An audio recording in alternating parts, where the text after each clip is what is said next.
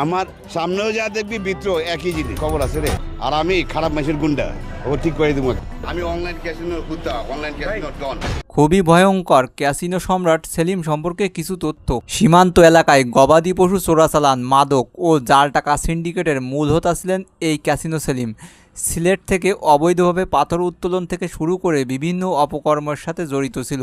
শুধু গত 23-24 সালে 2 বছরেই তিনি সীমান্ত থেকে আদায় করেছেন প্রায় 2 কোটি টাকা চাঁদা। এই চাঁদাবাজি থেকে শুরু করে হোটেল, স্পা, দেশে বিদেশে অনুমোদনবিহীন ক্যাসিনো পরিচালনা সব কিছুতেই যুক্ত ছিলেন তিনি।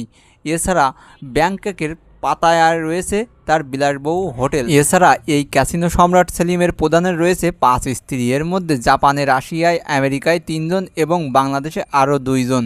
বিয়ের তালিকা থেকে অনেকেই বলছেন এই সেলিম যে দেশে গিয়েছেন সেখানেই বিয়ে করেছেন। তার 5ম স্ত্রী সবচেয়ে বেশি আলোচিত, কারণ বর্তমানে চট্টগ্রাম কাস্টম হাউসে সহকারী কাস্টম কমিশনার হিসেবে দায়িত্ব পালন করছেন।